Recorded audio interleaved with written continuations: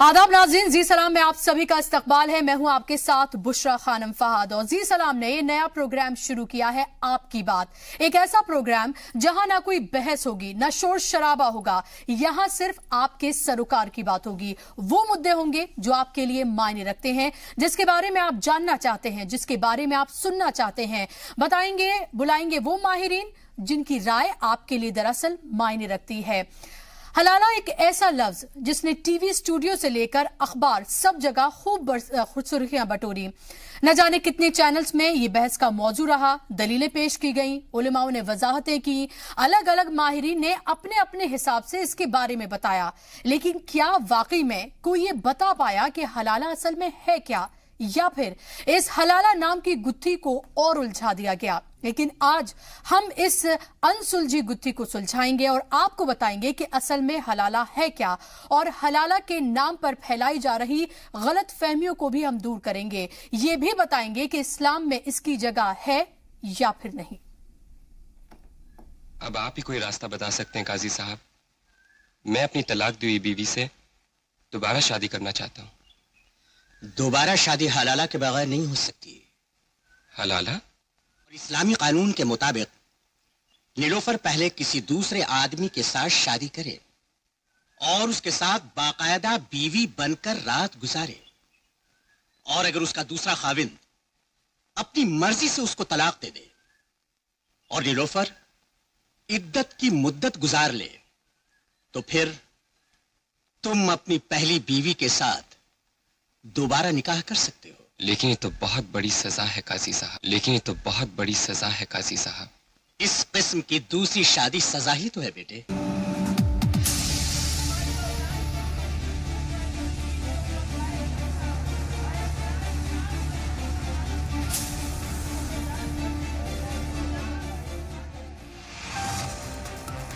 कुरान की सूरह बकरा की आयत नंबर 231-32 में इसका जिक्र किया गया है, जिसमें कहा गया है कि अगर शौहर अपनी बीवी को पूरे इस्लामिक तौर तरीके से तलाक देता है, जैसे कुरान शरीफ में बताया गया है, और दोनों अलग हो जाते हैं, और उसके बाद शौहर या बीवी दोनों में से कोई भी अपनी उसी बीवी या शौहर से शादी करना चाहते हैं, तो उन्हें पहले दूसरी शादी करनी होगी। और यही असली पेच है।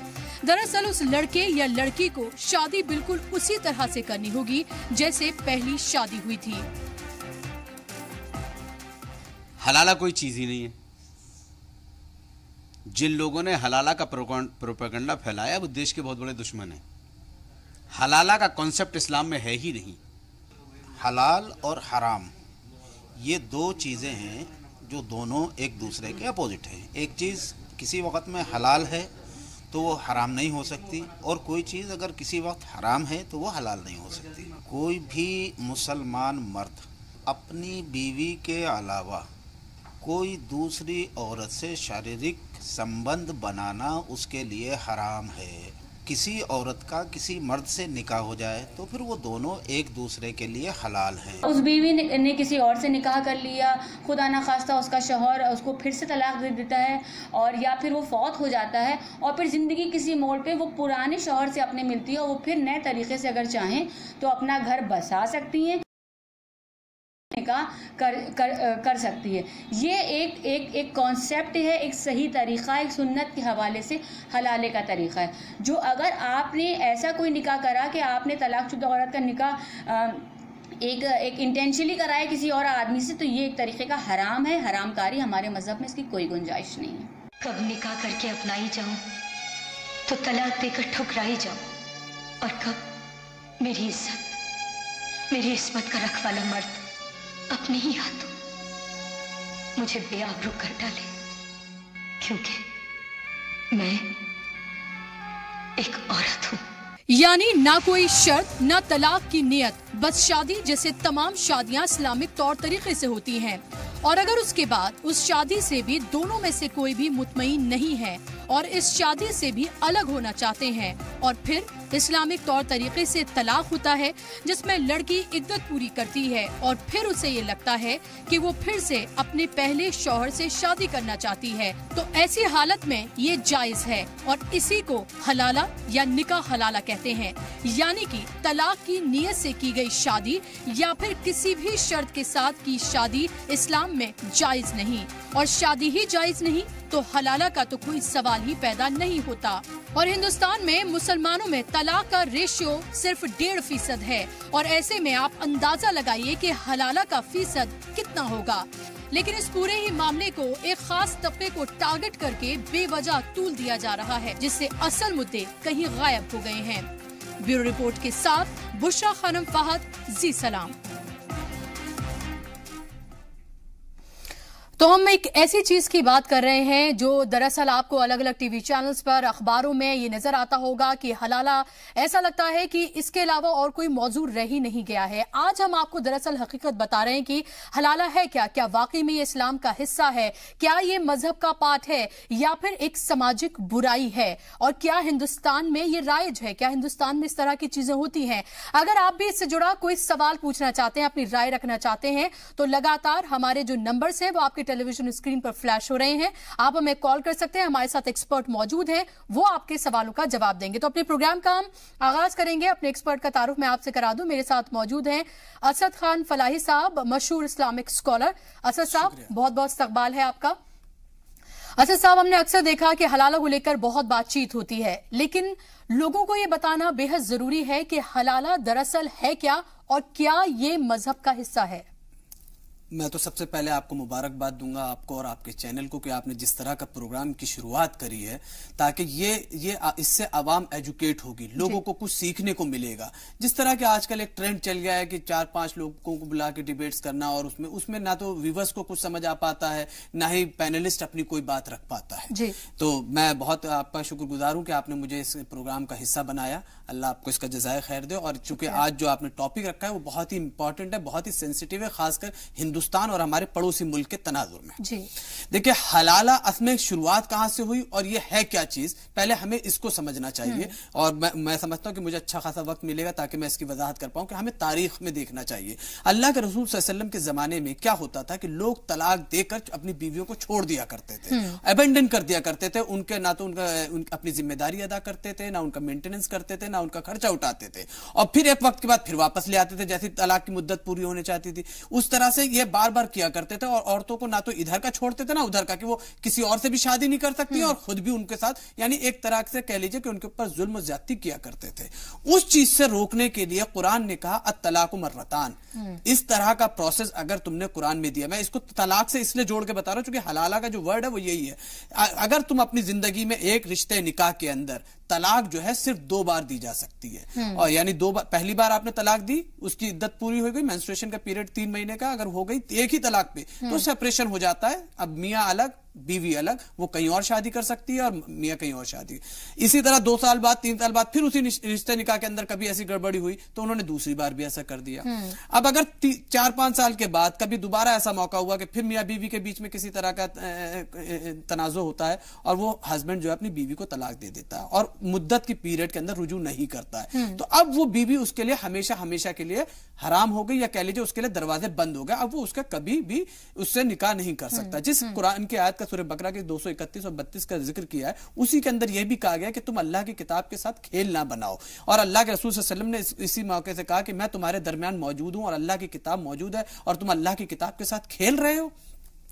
तो अब यह हुआ कि जब 2 बार ऐसा कर दिया तो यह अज़्म हलाला सजा थी मर्द के लिए कि अब वो दोबारा उस बीवी के साथ शादी नहीं कर सकता, उसको अपने रिश्ते निकाह में नहीं रख सकता। हलाला का प्रोसेस क्या है? हलाला एक नेचुरल प्रोसेस का नाम था कि अब उसने 3 तलाक दे दी, मियां अलग हो गई, बीवी अलग हो गई। अब अगर इधर खुदा ना खास्ता 5 साल बाद या 6 साल बाद या किसी भी एक वक्त मुतय्यना के बाद उसके शौहर की यानी हस्बैंड का इंतकाल हो जाता है या वहां से तलाक हो जाती है, तब वो जो पहला शौहर है अगर वो उससे शादी करना चाहे तो कर सकता है।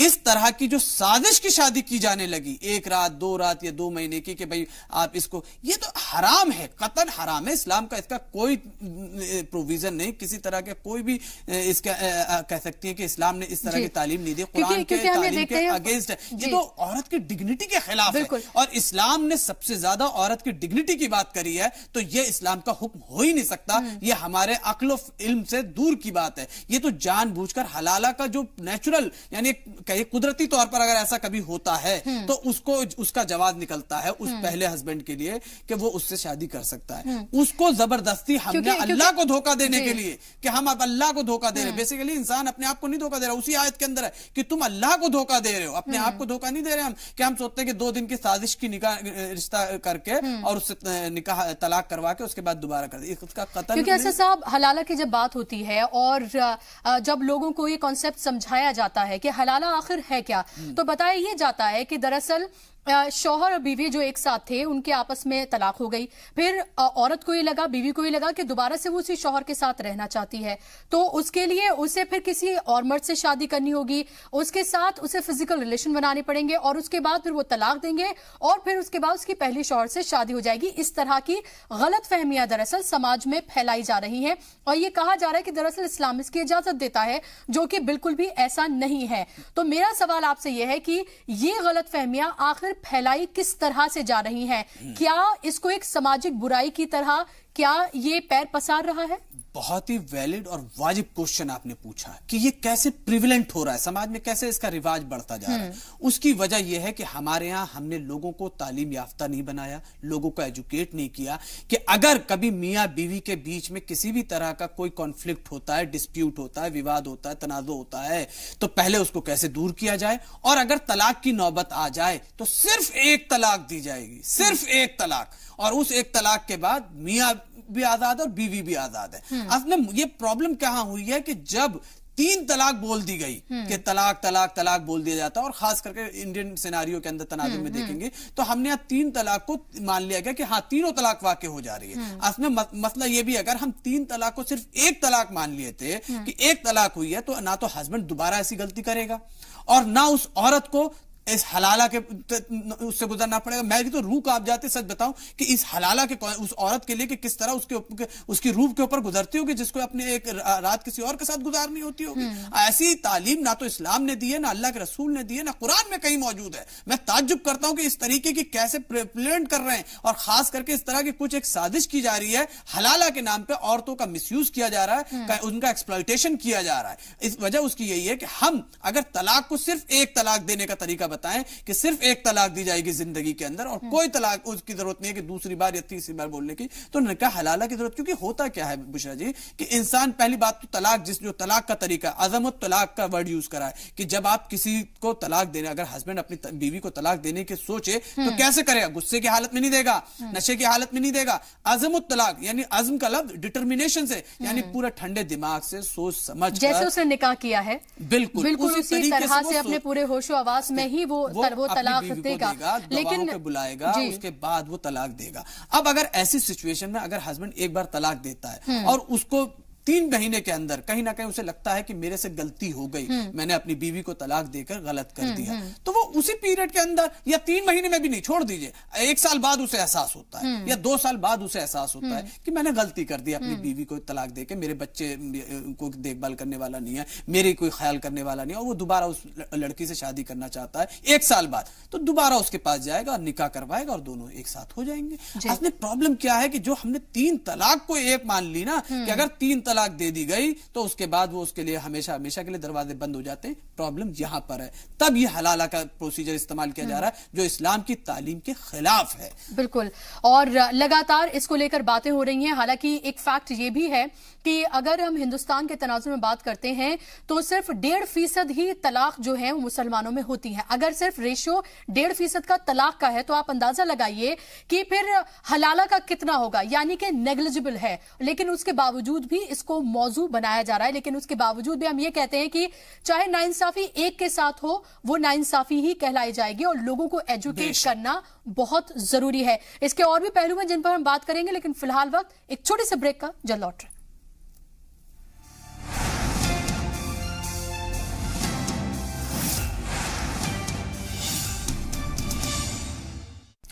ब्रेक के बाद एक बार फिर से आप सभी का इस्तकबाल है। आप देख रहे हैं आपकी बात और आज हम बात कर रहे हैं हलाला की हकीकत की और हमारे साथ असद साहब लगातार स्टूडियो में बने हुए हैं और अगर आप भी चाहते हैं कोई सवाल पूछना, अपनी राय रखना तो आप हमें कॉल जरूर कर सकते हैं। हमारे साथ एक कॉलर जुड़ गए, मनोज है उड़ीसा से। जी मनोज जी, बताइए क्या पूछना चाहते हैं आप? नमस्कार मैडम, गुड इवनिंग। जी नमस्ते। हाँ मैडम, मैं जानना चाहूंगा कि हलाला क्या है? हलाला क्या है आप जानना चाहते हैं असद साहब? देखिए, हलाला कोई चीज नहीं है। हलाला एक टर्म है, एक इस्तिलाह है जो उस कुदरती प्रोसेस, नेचुरल प्रोसेस का नाम है था कि अगर कोई शख्स अपनी बीवी को एक बार तलाक दे के छोड़ दे, 3 महीने की मुद्दत गुजर जाए जो इद्दत की पीरियड है, फिर उसके बाद ऐसी जिंदगी में दोबारा ऐसी हरकत करे, वही रिश्ते निकाह के अंदर दूसरी बार भी, और जब तीसरी बार कोई कर देता है तो वो बीवी और उसके बीच के दरमियान के दरवाजे हमेशा हमेशा के लिए बंद हो जाते हैं। अब वो दोनों कभी भी एक मियां बीवी के तौर पर जिंदगी नहीं गुजार सकते।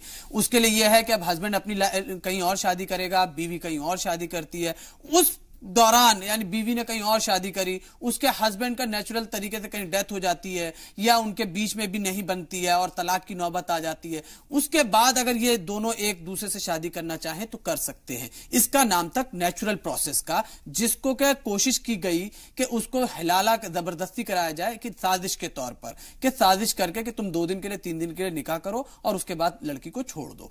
ये जो है ये इस्लाम की तालीम के खिलाफ है, कुरान की तालीम के खिलाफ है। इसका कहीं पे भी आपको प्रोविजन या इस तरह का कोई भी बात ना तो कुरान में ना अल्लाह के रसूल की सीरत में कहीं नहीं मिलेगी आपको। ये तो जानबूझकर इस्लाम के साथ जोड़ा जा रहा है ताकि एक इस्लाम की एक नेगेटिव पिक्चर पेंट की जा सके। मैं आपको बताऊं, हलाला का बहुत बार चल रहा है लेकिन अभी तक एक भी कन्विक्ट जो कह सकते हैं कि उसका विक्टिम जो है नहीं आया। कन्विक्शन तो सेकेंडरी चीज हो गई कि अभी तक विक्टिम सामने नहीं आया जो ये आके कह सके कि मेरे साथ जो है हलाला किया गया या हलाला का प्रोसेस किया है। क्योंकि जैसे ही कोई भी विक्टिम सामने आएगा बुशरा जी, फौरन उसके ऊपर 376 की धारा लगेगी, रेप केस के अंदर वो सीधा अंदर जाएगा। बिल्कुल, क्योंकि वो उसका सेकंड आदमी हो गया ना। अगर वो अपने हस्बैंड के साथ होती तो कोई दिक्कत नहीं, लेकिन एक भी अभी तक कोई भी केस नहीं आया। मैं इसलिए नहीं कह सकता कि हो रहे हैं या नहीं हो रहे, लेकिन जानबूझकर इस तरीके से इस्लाम। एक और कॉलर हमारे साथ जुड़ गए हैं, अब्दुल शेख साहब हैं। जी अब्दुल शेख साहब, बताइए क्या जानना चाहते हैं आप? भाई ये बताना चाहता, पूछना चाहता हूँ जी कि जो निकाह पिक्चर में जो बताया है क्या, तो फर्स्ट टाइम उसका तलाक होता है, बाद में वो शादी करती है क्या, और बाद में वो जो सेकंड टाइम शादी करने जाता है, तो सही बताया गया निकाह पिक्चर में? सॉरी, क्या आप अपने सवाल को दोबारा दोहरा सकते हैं? जो निकाह पिक्चर में जो बताया है क्या? अच्छा, किसी मूवी की बात कर रहे हैं आप? जी अच्छा, जी अच्छा, जी जी हाँ, वो सही बताया क्या? नहीं नहीं, बिल्कुल भी नहीं, वो गलत है। वो तो देखिए, मूवीज का तारीख के साथ, मजहब के साथ या हकीकत के साथ कोई ताल्लुक नहीं होता। वो तो एक एंटरटेनमेंट के लिए बनाई जाती है, उनका ऑथेंटिसिटी की कोई बुनियाद नहीं होती।